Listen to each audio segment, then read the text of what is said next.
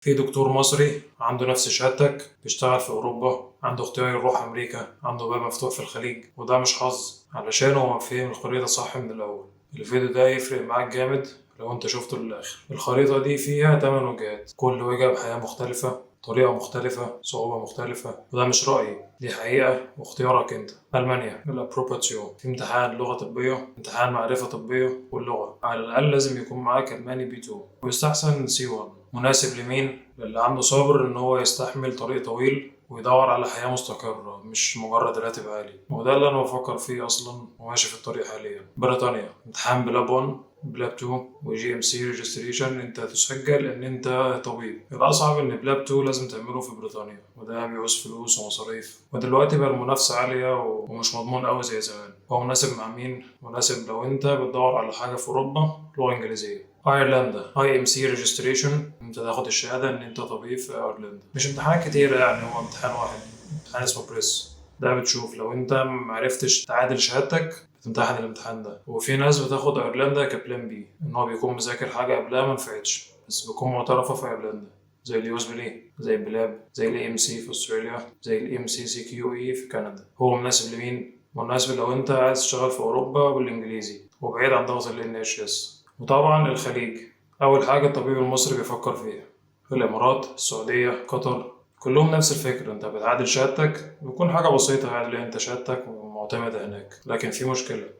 Don't bother, you're fired. What? You can't fire Oh, me. yes, I can. And I just did. Go pack up your things. ما ينفعش تروح هناك لو انت عايز استقرار على المدى البعيد، لان انت معتمد على كفيل. لو ما اشتغلتش مفيش قعدة هناك.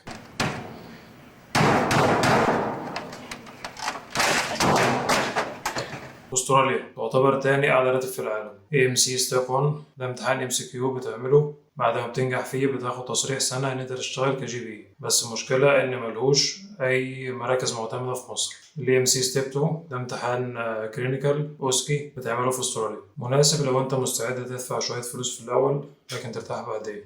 الدول الاسكندنافية، السويد، النرويج، كلها نفس الفكرة. انت بتعادل شهادتك بأي طريقة. موضوع معقد شوية، ممكن نبقى نعمله فيديو تاني. ولازم يكون معاك لغة، هو بس هي تعتبر نفس اللغة يعني، هي دايلكت، يعني كأنك من مصر للخليج للمغرب كده، هو نفس العربي بس هو أماكن مختلفة. كندا MCCQE ده امتحان MCQ بتعمله، وبعدين ال NAC ده امتحان زي أوسكي كده بتعمله في كندا. وطبعا في ماتش لازم تعمله، إن أنت بتخش زي لوتري كده مع الناس اللي بتقدم كلها في العالم، ودي حاجة مش مضمونة قوي. لكن في حاجة تانية في كندا، إن أنت بتخش على سحب كده، بيكون الإقامة الدائمة، بيكون معتمد على شوية أرقام كده، شوية حسابات، العمر، الشهادة، اللغات، حاجات يعني أنت ممكن تعملها بسهولة. مناسب لمين؟ إن أنت تكون عندك خطة طويلة إن أنت تعيش في كندا، لأنه منظمهم كويس والمعيشة هناك حلوة أوي. بس طبعا في منافسة عالية أوي على الماتش هناك، يعتبر أصعب من أمريكا كمان. وأخيرا أمريكا، وهو أصعب طريق وأطول طريق. يوزمل ستيب 1، يوزمل ستيب 2، وانت كده ممكن تماتش، لكن محتاج تطور السي في الاول.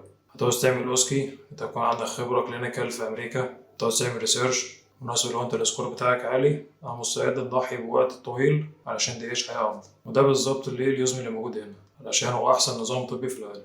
الخلاصه انك لو عايز اسرع مصدر دخل في الخليج، لو عايز تعيش في اوروبا بالانجليزي في ايرلندا او اليو كي، لو عايز احسن معيشه على المدى البعيد في ألمانيا، أمريكا، كندا، لو مستعد تضحي بشوية وقت. وأنا لسه مش في ولا مكان فيهم، أنا بعمل الفيديوهات دي وأنا في نص الرحلة مش بعد ما وصلت. لو عندك سؤال عن طريق معين اكتبه في الكومنتس، والكومنتس هي اللي هتقرر الفيديو الجاي يبقى إيه.